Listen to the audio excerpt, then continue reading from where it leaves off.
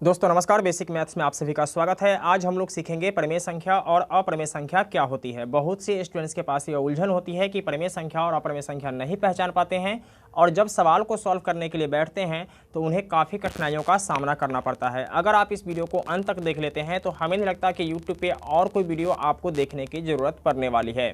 तो अगर आपको ये वीडियो अच्छा लगे तो एक लाइक कर दीजिएगा और चैनल पर नए आए हैं तो चैनल को सब्सक्राइब करके बेल आइकन को प्रेस कर लीजिएगा, जिससे हर आने वाली वीडियो का नोटिफिकेशन आपको समय समय पर मिलती रहेगी। तो आइए वीडियो शुरू करते हैं। मेरा टॉपिक है परिमेय संख्या, ठीक है। यानी परिमेय संख्या किसे कहते हैं?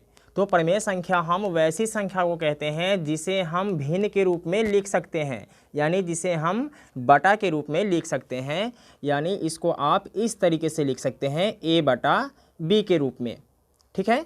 यहाँ a और b क्या है? पूर्णांक संख्या है। तो लिख लेंगे कि जहाँ a और b क्या है? एक पूर्णांक संख्या है, पूर्णांक संख्या है, ठीक है। लेकिन यहाँ एक शर्त ये है कि नीचे शून्य नहीं हो, यानी b जो है यह शून्य के बराबर नहीं हो, ठीक है। ये यहाँ शर्त दिया गया है, ठीक है। आइए आपको कुछ उदाहरण लेकर समझाते हैं। जैसे कि मान लीजिए उदाहरण नंबर पहला है आपका, ये 3/4 है। यहाँ हम इसको बटा में लिख रहे हैं, इसका मतलब है कि ये परिमेय संख्या है, ठीक है। 5/7 इसको भी हम बटा में लिख रहे हैं, इसका मतलब क्या है कि ये भी परिमेय संख्या है। अगर हम लिखते हैं 5/0, क्या ये परिमेय संख्या होगी? जी नहीं, बिल्कुल नहीं होगी, क्योंकि आपको यहाँ पहले ही बताया गया है कि b बराबर नहीं हो शून्य का, मतलब a कि नीचे शून्य नहीं हो, तो ये परिमेय संख्या नहीं होगी, ठीक है। ऊपर शून्य हो तो चलेगा, ठीक है, ऊपर शून्य चलेगा, यानी ऊपर शून्य हो और नीचे कोई भी संख्या हो तो वो परिमेय संख्या हो सकती है, ठीक है। चलिए ये हो गया। अब हम चलते हैं उदाहरण नंबर 2 में। मान लीजिए कि अगर हम कोई संख्या लेते हैं, जैसे कि 1/3 है। अगर हम 1 में 3 से भाग देते हैं, 1 में अगर हम भाग देते हैं कितना से? 3 से, तो शून्य लगाएंगे। यहाँ शून्य के बदले क्या होगा? दशमलव होगा। 3 तिहाई 9, 10 में से 9 गया तो 1, फिर शून्य, फिर 3 तिहाई क्या हो जाएगा? 9, फिर 1, फिर शून्य, फिर 3 तिहाई क्या हो जाएगा? 9, फिर 1, फिर शून्य। इस तरीके से क्या होगा? यह आगे की तरफ बढ़ता चला जाएगा। तो जब एक ही संख्या बार बार आए तो वह क्या होगा? परिमेय संख्या होगा, ठीक है। अगर संख्या बदल रहा है और बार बार आ रहा है और आपका भाग कट भी नहीं रहा है, इसका मतलब है कि वो क्या हो जाएगा? अपरिमेय संख्या में चला जाएगा, वो अपरिमेय संख्या होगा। चलिए अब आगे बढ़ते हैं और उदाहरण नंबर 3 लेते हैं। चलिए अब यहाँ क्या होगा कि अगर कोई संख्या रूट में होगा, जैसे कि √4 है, तो √4 का पूर्ण रूप से हम इसका वर्गमूल बना सकते हैं। क्या आता है? √4 का मान 2 आता है, ठीक है। √9 होगा और हमसे पूछा जाएगा कि यह संख्या परिमेय संख्या है या अपरिमेय संख्या है, तो इसका मान क्या आएगा? 3 आएगा। तो ये भी क्या हो जाएगा? परिमेय संख्या हो जाएगा। क्यों? यानी √4, √9, √16, √25 इस तरीके से हमसे अगर कोई संख्या पूछे और उसका अगर हम वर्गमूल बना लेते हैं तो क्या होगा कि वह संख्या परिमेय संख्या कहलाएगा, ठीक है। और ऐसी संख्या जिसका वर्गमूल नहीं निकलेगा वो संख्या क्या हो जाएगा? अपरिमेय संख्या में चला जाएगा, ठीक है। अब आइए अपरिमेय संख्या को समझते हैं। तो आप इतना समझ लीजिए कि जो संख्या परिमेय संख्या नहीं होगा वो क्या होगा? तो अपरिमेय संख्या होगा, ठीक है। फिर भी हम आपके सामने कुछ उदाहरण रखते हैं। अपरिमेय संख्या,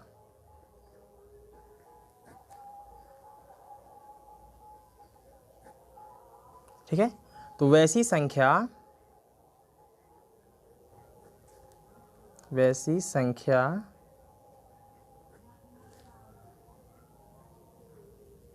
जिसे a/b, आप यहाँ p/q के रूप में भी लिख सकते हैं, कोई दिक्कत नहीं है, के रूप में नहीं लिखा जा सके,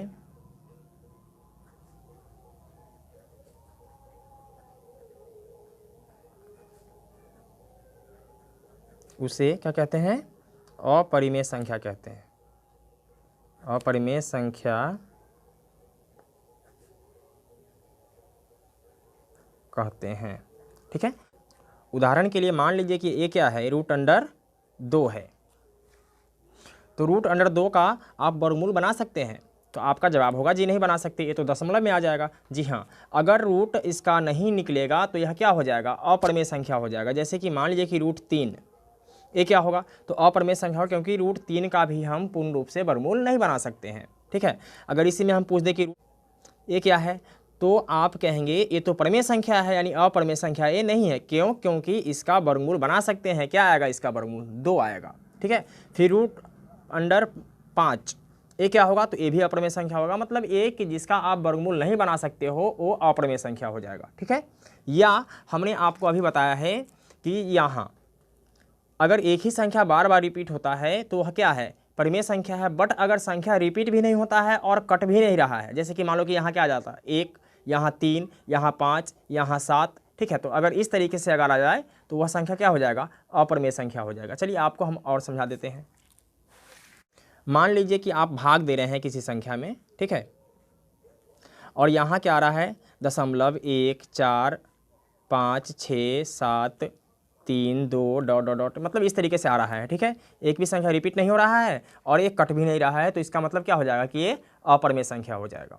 ठीक है, तो परिमेय संख्या और अपरिमेय संख्या एक ऐसा टॉपिक है जिससे हर साल एग्जाम में प्रश्न पूछा जाता है। तो दोस्तों मैं उम्मीद करता हूँ कि आपको ये वीडियो समझ में आ गया होगा। फिर मिलते हैं एक और वीडियो में, तब तक के लिए जय हिंद।